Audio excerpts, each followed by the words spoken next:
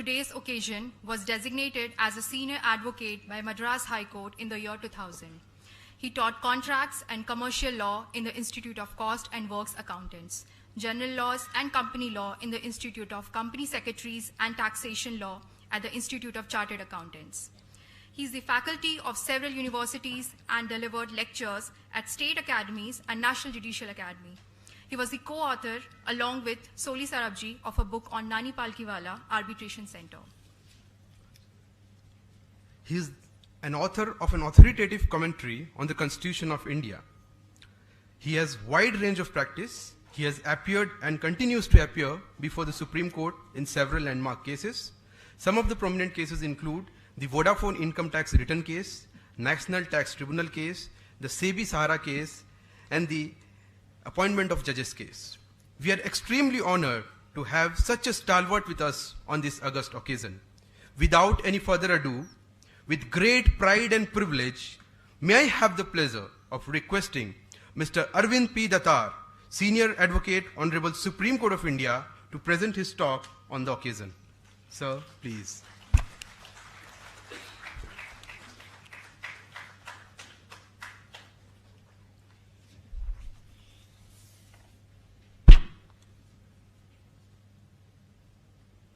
Honorable Justice Dipak Misra, former Chief Justice of India, Honorable Chief Justice Dr. S. Muralidhar, Justice S.K. Sahu, Justice Narsan, my good friend Ashok Kumar Parija, Mr. Nayak, President of the High Court Bar Association, distinguished members of the audience. It's been a great privilege to be here on a very historic and momentous occasion. I had the pleasure of seeing the High Court, what a tremendous transformation your Chief Justice has done. I don't think I've had the privilege of appearing in several High Courts in the country, and I don't think any High Court has had such a transformation as this court has done. I think without exaggeration, this court should be the role model of what other high courts should be. It is also particularly happy that we are celebrating the 75 years of the High Court of Orissa, also the birthday of a great lawyer, Madhusudan Das, and I was really moved to see so many great elderly lawyers getting the 50-year award. I'm 7 years away from that privilege, and I was also very, very happy to see the young, brilliant lawyers who are going to be the leaders of the future. When I asked Justice Muralidhar what should I speak on, I certainly didn't want to bore all of you on a Friday evening on some topic on constitutional law or some other legal topic. But when I realized that this was a day when the Odisha High Court has taken the initiative of recognizing young talent, young lawyers are going to be the leaders of the future, I thought that he asked me to share some of my experiences after finishing almost 4 decades of practice. I was so happy to see so many young lawyers being chosen as Lawyers of the Year. It is a great responsibility, and it also carries on with you the burden of being better and better as the years to come. It also is a great incentive for other lawyers to do well in their profession and come up. First, many people ask me, is it very difficult nowadays for a first-generation lawyer to do well? I'll tell you an interesting story. If you take AIR 1930, the volume of AIR 1930, Privy Council volume, there is a article by a lawyer called Bunsen Agarwal. And in 1930, he says the standards have all gone down, all malpractices are going on, the profession is there. So this kind of regretful utterances have occurred down the ages. In fact, I was told that when, if you read 2,500 years ago, Plato had mentioned how the entire society had gone down. So I'll tell all the youngsters, and I'll tell you that this is the finest profession. This is the profession where honesty always pays. It may not pay tomorrow, day after, but in the long run it will definitely pay. And in this is only case, profession, perhaps like doctors, lawyers, etc., where a lot depends on your own merit. You are the architect of your future. In the short time I have, I'll just mention what lessons I learned from my seniors. I had the privilege of starting my career, though I am from Maharashtra. And in fact, when Justice Sahu spoke in Odia, I could find quite a few common words between Marathi and Orissa, Amantran, and so on and so forth, yes. So there's a lot of commonality. But what I mentioned is I started life in a Marathi medium school. We shifted to Madras, I practiced. I was the first generation lawyer in my family. And I had the privilege, I would say whatever little I've achieved is because of seniors that I was pleased to work with. And right from the beginning, in fact, on the first day of my practice, my senior was a leading criminal lawyer and his wife was a leading tax lawyer. I had the blessings of them. He told me that, son, first, what you learn in law college is completely different from what you find in the courts. Secondly, he said, nobody is going to teach you anything. You have to learn yourself. Please keep following what the other seniors are doing and try to emulate their good qualities. I was in the Madras Law College. Unfortunately, after the emergency, we had a lot of strike atmosphere, where a lot of classes used to get cancelled. And I used to spend time, luckily the college was just next to the High Court. And I used to come to court and I used to see the great lawyers of the generation practice, and I used to keep making notes of how they argued.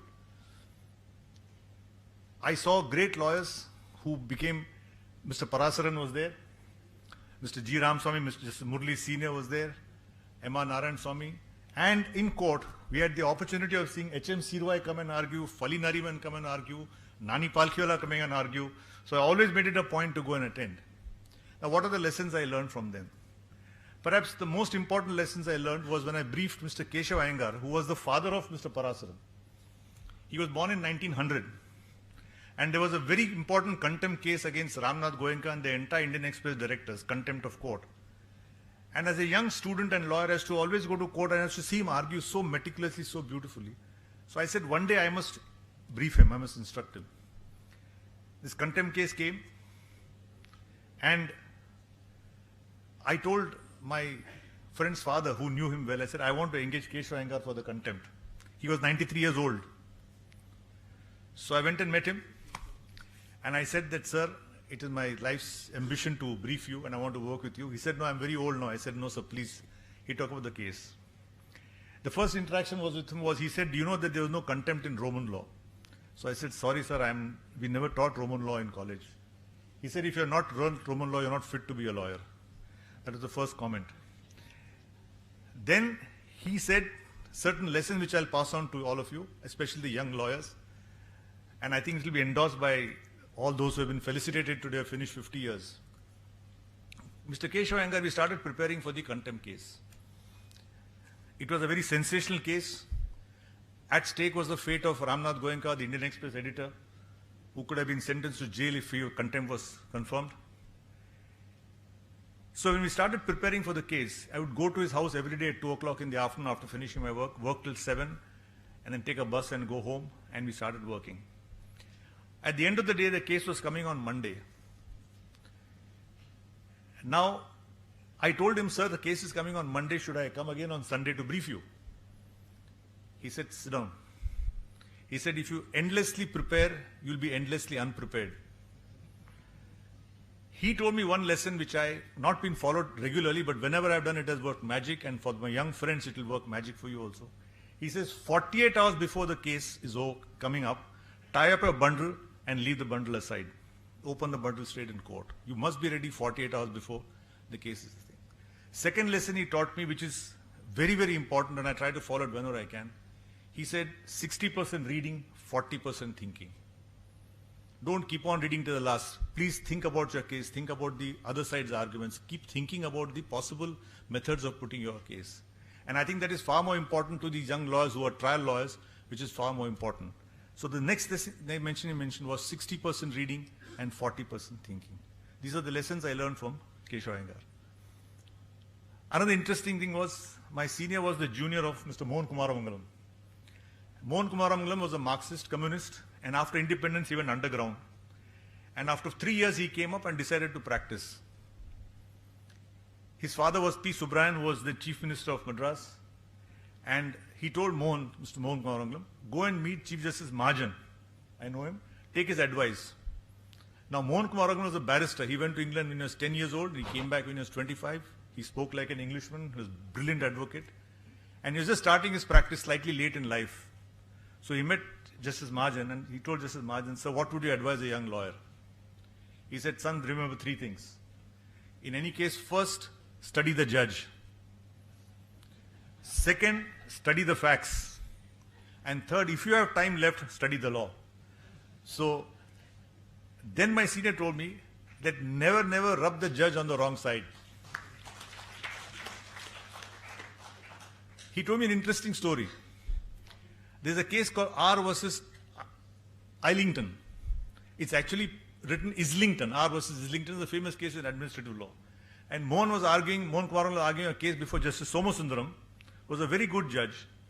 And he started saying R versus Islington. Actual pronunciation is Islington. Other lawyers said Islington. So Mr. Kumar told my senior, his junior, what is all this? It's R versus Islington. What are they talking? It's completely wrong. Then my senior said, sir, it's Islington. He said, but English is a funny language. I is silent. It's not like island. So when his turn came, he had kept on hearing the judge say R versus Islington, Islington. He also started saying R versus Islington, though he knew it is wrong. Then after the case, my senior asked him, sir, why did you also say that? He said, look, I have to do the best for my client. It's my client's life. It's my bread and butter. What will I get by proving the judge to be wrong?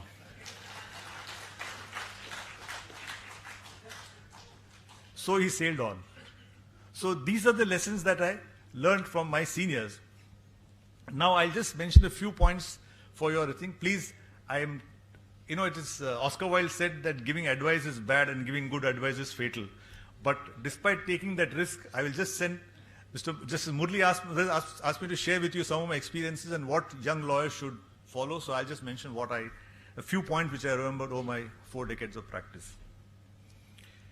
The first is, like I said, 60% preparation, 40% reading. But first is preparation, preparation, preparation. Unless you master your facts, unless you master the law, you simply cannot deliver the results. And believe me, I think Justice Dipak Misra will endorse my views, all the judges endorse mine. You easily know when the lawyer is not fully prepared. It's very, very easy to know, and it's very easy to know when the lawyer is well prepared. I've seen great lawyers like Palkhiwala, Jetmalani argue. You could make out that they knew every part of their brief. Second thing I tell all lawyers is, when I get interns, I get people working with me, I said, once you start practice, please always speak in English. Try to improve your language. It's not our mother tongue. I started my life in a Marathi medium school. We speak Marathi at home. It's not my mother tongue. It's only by practice and practice and practice that we get better. One way is to always keep Roger's thesaurus next to you, keep a book on King's English next to you, and try to constantly speak English, because ultimately if you're going to rise to the higher echelons of the profession, then English, a mastery of the English language is necessary. It may be unfortunate, but this is the ground reality. And unless you master English, it'll be a handicap as you grow higher and higher. The other point which I wanted to mention was constant reading and learning. My senior told me that I never want to see you sitting in the corridor and chatting. When I wrote, I think the MC, the master ceremony, she said that I wrote Courtroom Genius with Mr. Soli Sorabji. After Mr. Palkhiwala died, we formed a trust in Madras, and we decided to create a Palkhiwala lecture. Another trust was formed in Bombay, Palkhiwala Memorial Trust, where Mr. Soli Sorabji was the chairman. They decided to commission 2 books on Palkhiwala. One was his biography, which is written by Mulgaonkar, a journalist, and the other was his legal journey. They wanted a book which will teach youngsters what to do, how to emulate, because he was a great lawyer. And I was always fascinated that what makes a person reach levels of success? What makes a person reach stratospheric levels of success, something beyond the ordinary levels of success? As Fali Nariman told me, that there was a saying that many people are of the Hobbes class in cricket, but there is only one Bradman. There are few people in the Bradman class.